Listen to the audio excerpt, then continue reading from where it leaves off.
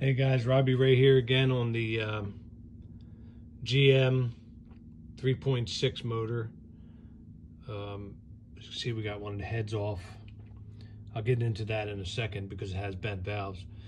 But I wanted to show something in case you guys are looking at your motor and it's still in the vehicle and you're trying to determine if you have bent valves, because it's not always super obvious. You know, in this case it is pretty obvious, but so you know, you could see down your intake, because you're going to have your intake plenum off more than likely, or if you're going this far with this job, so you can have the valve covers off and all that.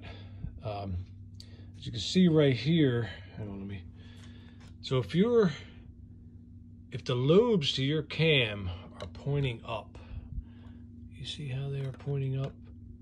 You know, they're egg-shaped a bit, and the lobes are pointing up. So that means that at that point, they should not be pushing down on the valves at all. So the valves should be closed. So I'm gonna try to get the camera and the light in here, because you can just take a look down your intake port. Now you see that right there? This one's a really obvious one, that's why I'm showing you this one. You see that giant gap down there where you can see right past the valve? Well, that valve is bent. Pretty badly too. Now luckily, I've seen engines where the end of the valve breaks off and gets completely smashed. Hang on, I'll grab one. Let me go slow so I don't get you seasick.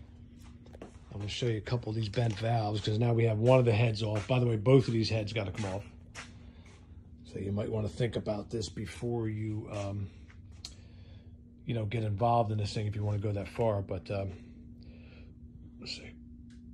See how bad that valve is bent. So I don't need any dial indicator to tell me that thing's bent. So luckily the valves don't seem to be too expensive. But I've seen motors in my career where, you know, the head of the valve, this real thick portion, breaks off completely. And and this is, by the way, this is horrifying for a mechanic when you see this, but I've seen where the head breaks off and it's literally mashed into the top of the piston and stuck there. And as it's, you know, before the engine totally dies, it's still going up and down, and it mashes the crap out of the head as well, you know, the top side of the combustion chamber. So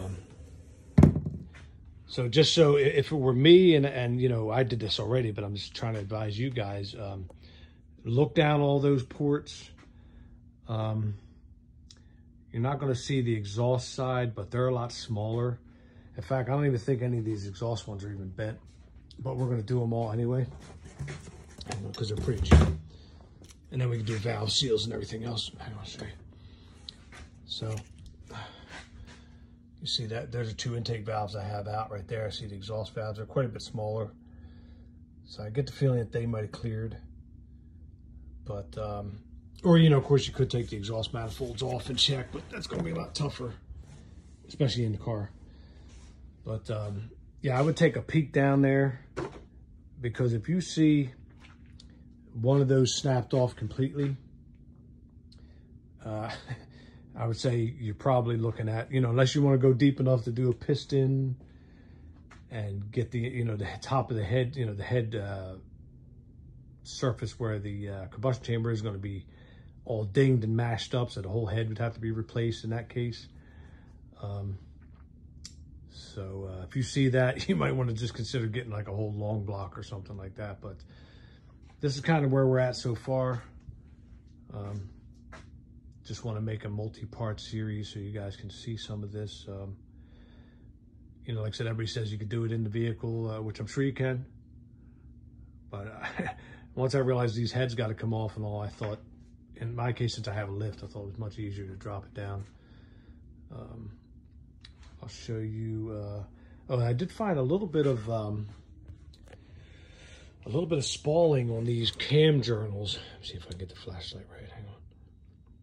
I'm still going to use them because I think this thing is, you know, it's getting near the end of its life. Yeah, there you go, right there. Let's see. It's not horrible. I've seen, where is that? You see that spalling on that bearing surface. I've seen another guy, his was really bad on one of his, you know, guy took apart. It's not ideal. you know, but the buck's got to stop somewhere. On this here, you know, I think it's got like 80,000 on it. So, I mean, you know, these things are kind of like throwaway engines. I hate to say that, but, you know, if you wanted to look at everything, you could keep on going, you know. So, I'm going to run with it and make sure he keeps good oil in it, and I think they'll be all right. But, you know, it's not a race engine or anything like that. All right, guys, I'll keep you posted as this goes along and how to, oh, by the way, if you can do it, when you take this head off, most things like that, you should remove them with the same sequence as they get torqued on, you know. Don't just crack everything off. Actually do it in the right torque sequence to keep the head. I mean, it's supposed to keep the head from warping. I don't know. Maybe it does, maybe it doesn't, but it doesn't hurt to do it the right way. So keep that in mind when you take that off. All right, guys. I'll do another part when we get a little further along. Catch you later.